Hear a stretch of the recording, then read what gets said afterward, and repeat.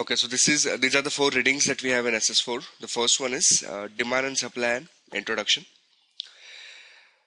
So the first LOS talks about distinguish between different types of market. I would recommend if you can make running notes. I would not be stopping for you to write, but try to make running notes, that will help. Different types of markets.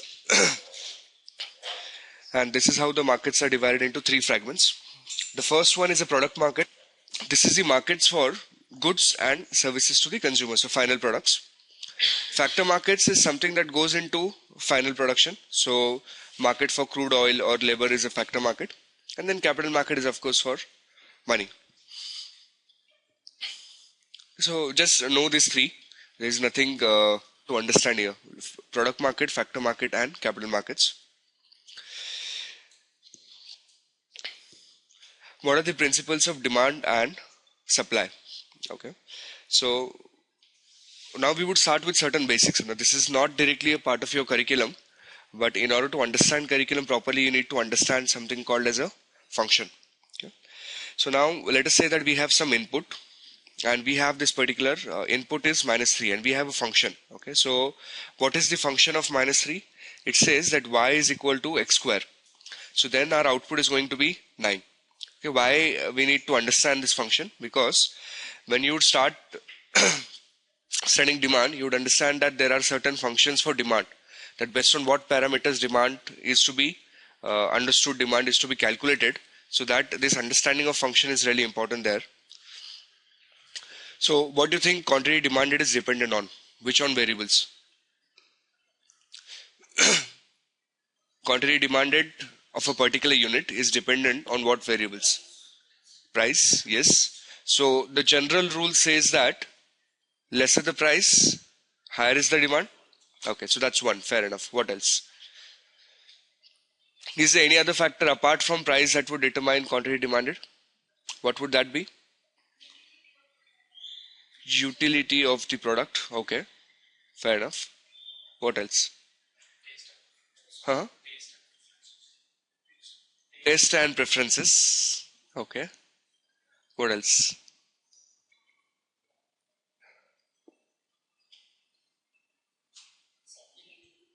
Huh? Yes, availability of substitute products. Fair enough. So let's say now you have a test for Porsche, and the price of Porsche is also reasonably reduced. They are now offering 10% discount. Will you still go and buy it? So we need to also consider one more variable, which would be income, right?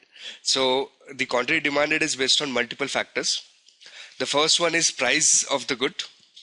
Next one, of course, is income. Third one is price of the other goods. Okay, so with these other goods can typically be your substitutes or your complements and other variable factors that we were talking about.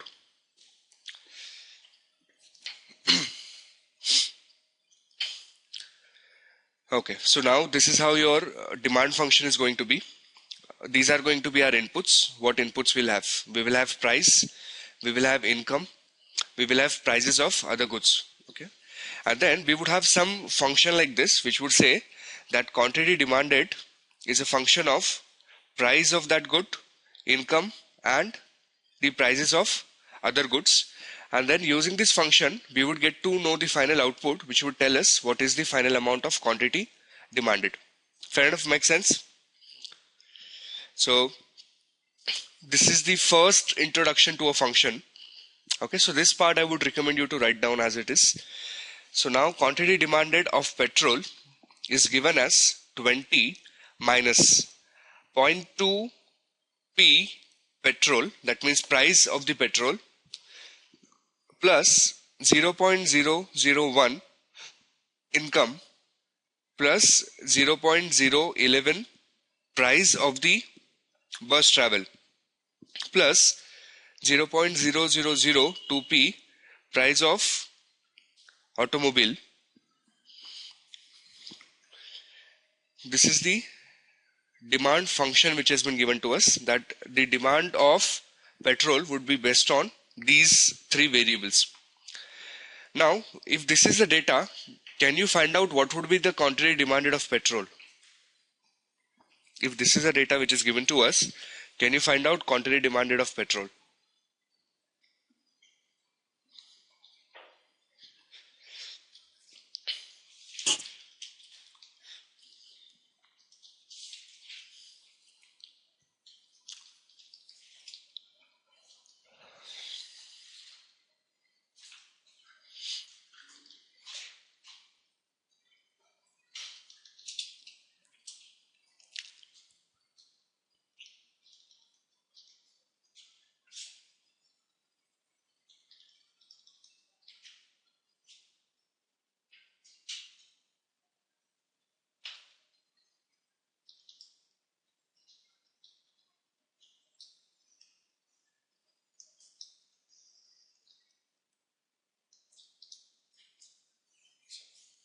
How much? 27.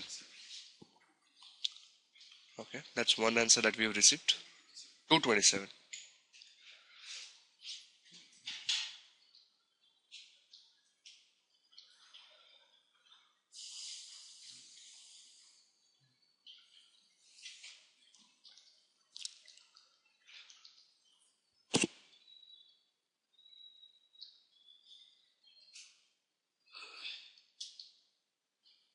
Yes, anyone else? Just insert the numbers, plug and play. 20 into minus zero point 0.2 into price of the petrol, which is given as 75. So substitute 75 here. How much is the average income given? 300,000. So put this income here. How much is the price of bus travel? This is given as 2,000. And how much is the price of petrol? Oh, we have already used it. How much is the price of automobile? 500,000. So just insert these numbers here and calculate the final answer. How much, Deepak?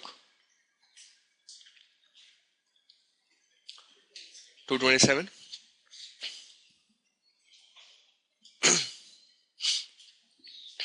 Okay. So that means that this is how we can build a demand function. Okay, now how this is built? This is built using regression, but that's what we'll get to study in level 2. What you need to know in level 2 is that this is how a demand function would look like. Now, if you look at certain important variables here, this minus sign would denote us that higher the price of petrol, lesser would be quantity demanded, which makes sense, isn't it? That higher the price, lesser would be the quantity. This positive sign tells us that higher the price, higher the income, higher would be the quantity demanded, which again makes sense. Now look at this. Interestingly, what it says is higher the cost of bus travel, higher would be the quantity demanded of petrol. Right? So we can look at this number as some sort of a substitute. That higher the price of other good, more would be the quantity demanded for a competitor. Higher the bus travel, more would be quantity demanded of petrol. And minus some coefficient into price of automobile. So this is some sort of a complement good. Complement means that without an automobile you would not buy a petrol. So higher the price of automobile, less would be the quantity demanded of petrol. So now increase in price of auto would decrease the demand for petrol. Hence these are called as complements. And increase in price of bus travel would increase the demand for petrol. Therefore, this would be called as substitute, which makes sense. So if there are two competing products, okay, so let's say you have to choose between a coffee at, coffee might not be a good example. Let's say you have to choose between watching a movie at, let us say E Square versus watching a movie at Inox. Okay, so if you're a price conscious customer, what you would say is if Inox tomorrow becomes extremely expensive, you might go and prefer E Square. That means if the products are substitute, then higher the price of other product, more would be the quantity demanded for the competing product. Whereas if the two goods are complements, so in this example, higher the price of automobile, less would be quantity demanded for petrol. That means now the relationship is positive there. Sorry, negative there. Are we good to move on here? Okay. This is also called as negative cross elasticity of demand, but this part anyways we'll be doing more extensively later on. Okay. Now this part is important from exam perspective.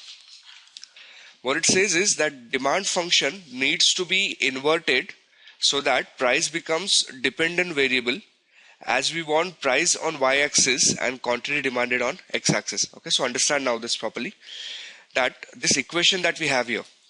Okay, so just a minute. This equation that we have here, if I had to plot this on a graph, though it's not easy to do that, on x-axis, this is my x-axis and this is my y-axis.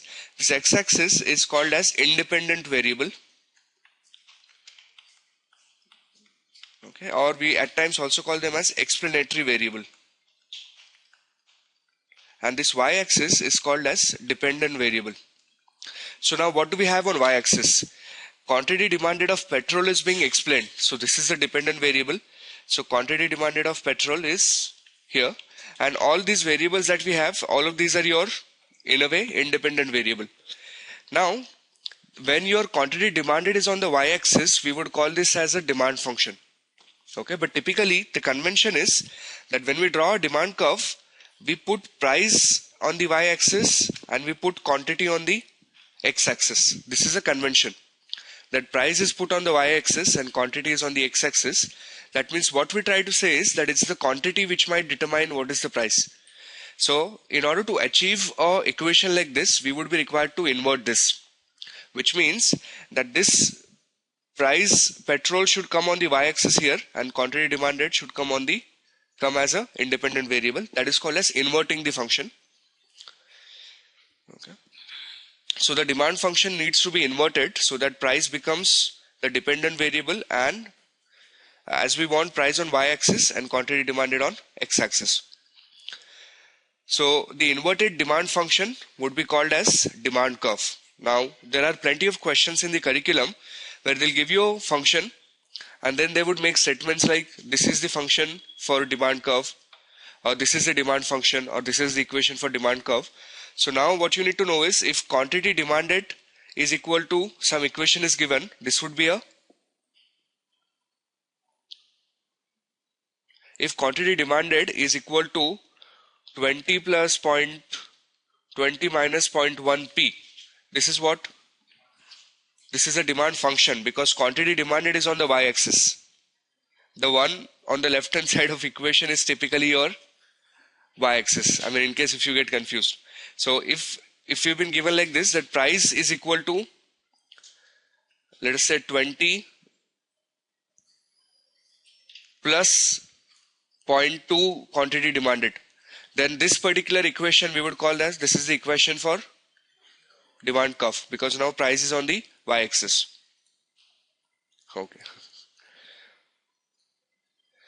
Okay, so the way quantity demanded was dependent on 3 or 4 important variables. In the same fashion, quantity supplied is. So one of the variable would be, of course, the most important variable would be price. Yes. So price is one. What else? Can you think of any other variable? Monopolistic market. Okay. Okay, you people are more keen on taking your notes. So now the most important variable is selling price. But apart from that, also what is dependent, the supply is dependent on what is your cost of production, which in turn would be dependent on 3 variables: technology, cost of labor, and cost of other inputs. That means typically your raw material.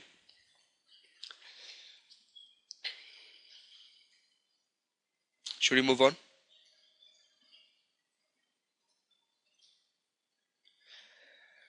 Okay, so let's look at now supply function. Again, quantity supplied is on the y-axis. Quantity supplied of butter is dependent on minus 50 plus 5p minus 0.5 wages minus 10 milk prices. Okay, so again you can look at certain variables. This is a positive coefficient. This 5 is called as a coefficient. This 0.5 is called as a coefficient. This 10 is called as a coefficient. So this 5 is a positive coefficient to price. That means higher the price, higher would be quantity supplied, which makes sense. This is a negative coefficient, minus 0.5. It says higher the wages, lesser would be quantity supplied. That again makes sense. And higher the milk price, lesser would be the quantity supplied again. So now these are the variables that we have. Insert these variables and find out what should be the quantity supplied of butter.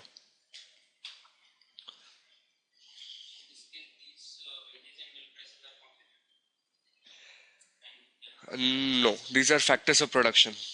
These are not complement or substitutes. That comes into picture when we are talking about demand.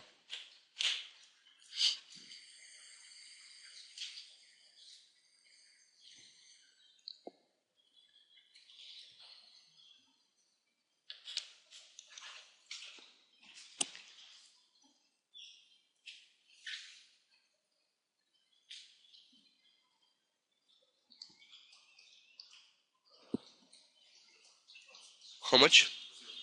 205. 205? Deepak, Mohit, Vivek, 205. Okay, good. Alright. So this is a summary. Law of demand would say lesser the price, higher quantity demanded. Law of supply would say lesser price, lower quantity supplied. Now let's draw a simple demand and supply curve. Okay, in a very normalistic scenario. So on the x-axis we would put quantity, on the y-axis we would put price. Now I'm going to draw two different curves with different colors. You tell me which one should be a demand curve. This is one of the curve that we have. Okay. You'd see me calling a straight line as a curve. That's kind of a convention. And the red one is another line. Now you tell me out of the two, which one is the demand curve, the red one or the black one? Red one. Okay, so this is your demand curve. And why the red one is demand curve? Because the relationship is negative. So at this particular price, let's call this as P1. This is the quantity demanded, which is Q1. But as the price reduces, as from this it becomes P0, quantity demanded will increase. It will become Q2. So decrease in price is increasing quantity demanded. The relationship is inverse, and therefore this is demand curve. What we also say is that slope of this line is downward sloping, or we call this as negative. Okay, so again you need to understand what is the meaning of slope. That if I have a line like this, okay, so if you understand dy by dx, slope is nothing but dy by dx. But from a simplistic term, let's say that what you mean by slope is that, let us say price was 20, quantity demanded was, let us say, 10. Now from 20, price has become 15. Okay, so now quantity demanded has become 20. So how do we calculate slope? What would be the slope of this line?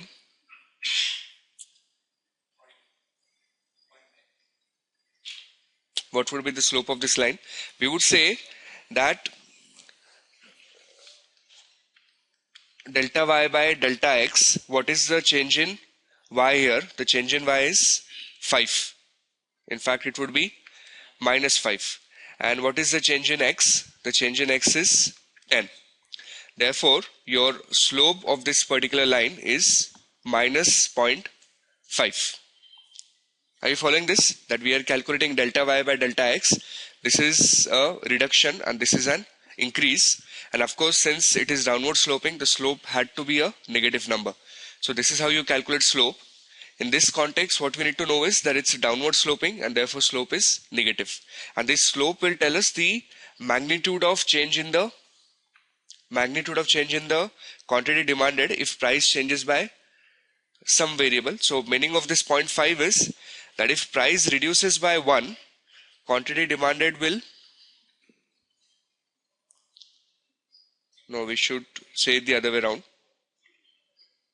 If the price reduces by 1, quantity demanded will increase by double. It will increase by 2. If quantity demanded increases by 1, price must have reduced by 0.5. Is this intuition clear? Okay. So what is the meaning of movement along the demand curve? Now see, this is how your demand curve is. Now at this price, this was the quantity demanded. So this is kind of current state of scenario. Now because the price has increased, okay, the quantity demanded is going to reduce. Or because the price decrease, the quantity demanded might increase. So as you are moving along this demand curve, and that's typically happening because of change in prices, we would call this as movement along the demand curve. Okay, but what we saw is that demand, this is price and this is quantity, that price is not the only variable which is going to push the demand. There are other variables. So what if there's a sudden increase in the income of an average consumer? If that is the case, then for the same price, now he would demand more quantity of goods. So the entire demand curve would shift upwards. So now we would say that this is a shift in the demand curve. Right? So when a demand changes because of variables other than price, we call this a shift in demand curve. And when the point quantity demanded changes because of some different point on the demand curve, we call this as movement along the demand curve. Is this clear? So movement along the demand curve, change in quantity demanded in response to change in price, versus a shift in the demand curve, change in one of the independent variables other than price. Are we good to move on? Okay, now this is something that you should remember, and you should also write it down. Okay, this part.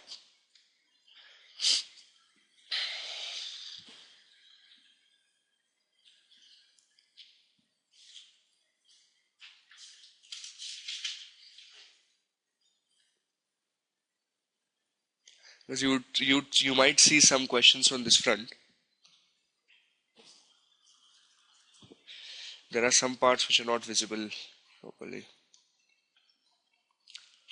This is left. This is right. Left and right.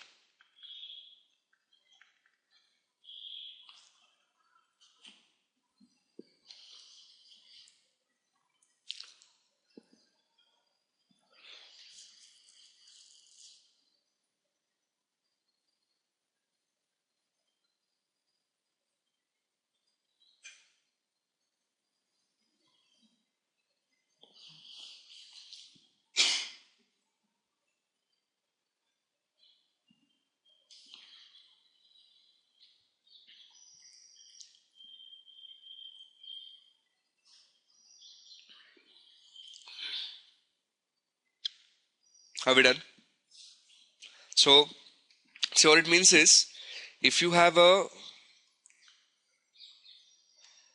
demand curve which is shifting towards the right, this is called as shifting on the right hand side, then the quantity demanded for the same price is going to increase. But if it is shifting towards the left, then quantity demanded for the given price is going to decrease. The same rule applies even for a supply curve, which would look like this, which would have a positive slope. So if the supply curve shifts to the left, you can clearly observe that if this is the price, earlier for the same price, this was the quantity demanded. But now with the shift, for the same price, the quantity demanded is going to be lesser. Are you following this? Should I repeat this part again?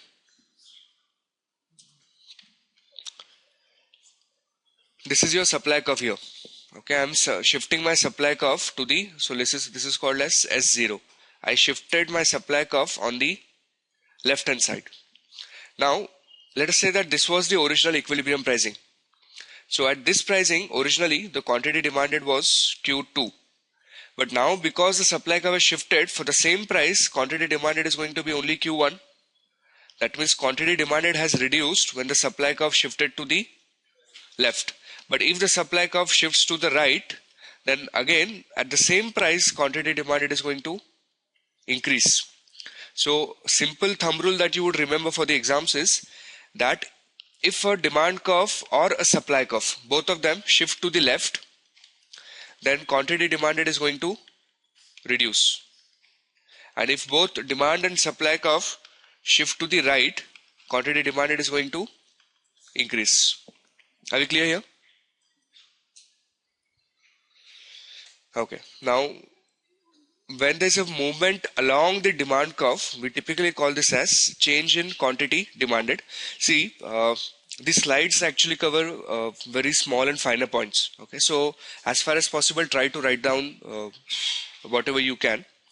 That if there's a movement along the demand curve, we would say this is referred to change in quantity demanded. And if there's a movement, if there's a complete shift in the demand curve, we typically refer this as change in demand. Change in quantity demanded versus change in demand.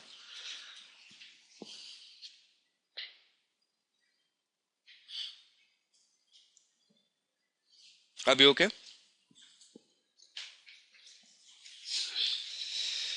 So demand would increase. He's saying demand, that means a shift in the demand curve with increase in income. So as the income increases, demand will increase. Increase in the prices of substitute goods, which again makes sense that a competing product has become more expensive. So demand for your goods will increase, and decrease in the prices of complementary goods. So if two goods need to be used together, so if automobile become very expensive, prices of the quantity demanded of the petrol will come down. Supply will increase. That means again it would be shifted to the right by advances in production technology, decreases in input prices, okay, prices of factors of production. Are we good to move on?